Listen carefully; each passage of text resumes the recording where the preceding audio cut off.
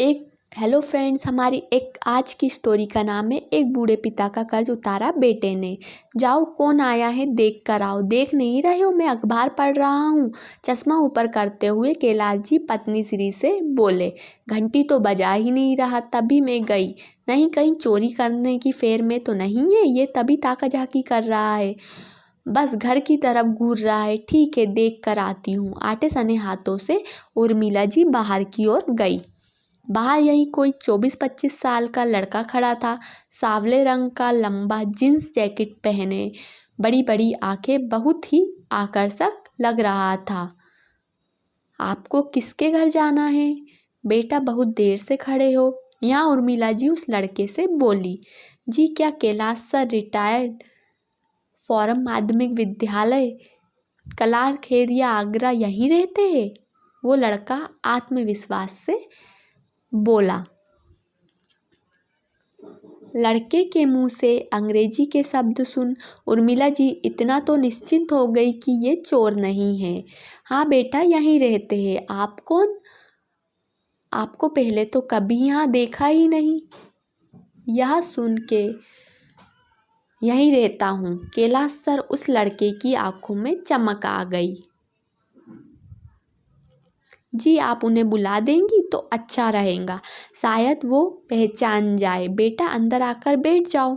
जी नहीं आंटी, पहले सर से मिल लूँ, मैं यहीं खड़ा हूँ। तभी अंदर जा उर्मिला जी ने कैलाश को बताया कि कोई लड़का आपको बुला रहा है।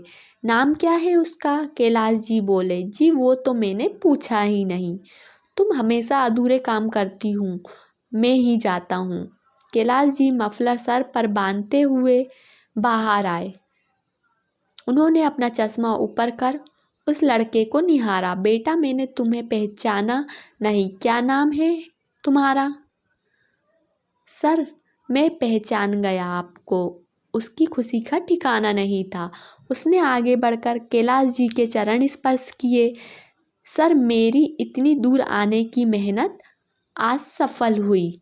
मैं अभी भी नहीं पहचाना बेटा, तुम कौन हो? अपना नाम बताओ।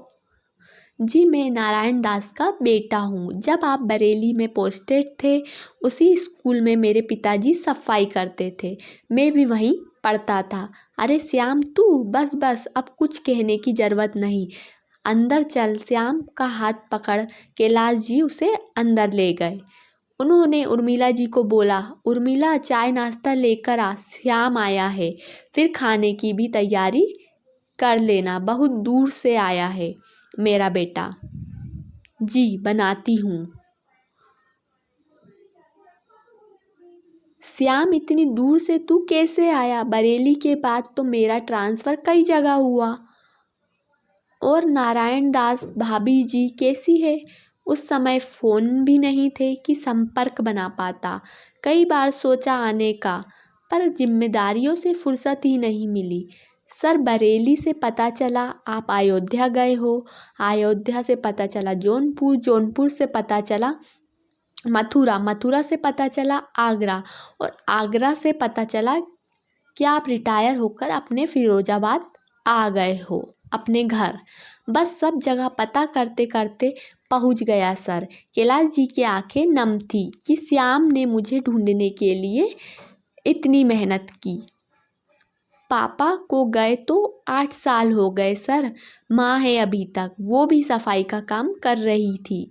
पर अभी 2 महीने पहले मैं बैंक में पीओ बन गया, तो सबसे पहले सैलरी मिलते ही आपके पास आया हूँ। ये लीजिए सर, आपके 10,000 रुपये। श्याम ने पैसे कैलाश जी की तरफ बढ़ाते हुए कहा। ये पैसे मैं कैसे ले सकता हूँ? मुझे क्यों दे रहे हो? सर, आप जैसे बड़े लोग हम गरीबों पर उपकार कर भूल जाते हैं, पर हम नहीं भूलते।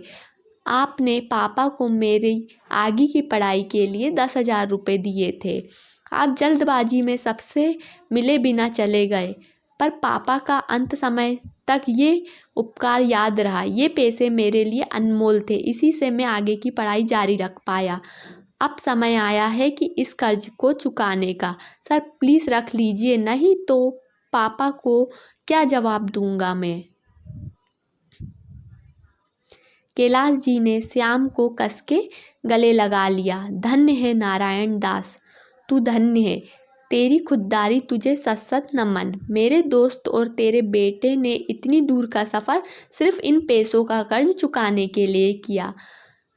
विरले मिलते हैं श्याम जैसे बेटे। नारायण दास होता तो उससे लड़ जाता, कहा था उससे कि श्याम मेरा तो बेटा है, पर अब उसके ना रहने पर प्रसाद समझ के ये रख ले रहा हूँ। उर्मिला जी तब तक चाय नाश्ता ले आई। श्याम सुबह का भूखा बड़े मन से खाने लगा। आज वो निश्चिंत जो हो गया था अपने पिता का कर्ज चुकाकर। तो फ्रेंड्स, आपको मेरी आज की स्टोरी कैसी लगी? अगर अच्छी लगी तो प्लीज़ चैनल को लाइक, सब्सक्राइब और शेयर ज़रूर कीजिएगा। Thank you.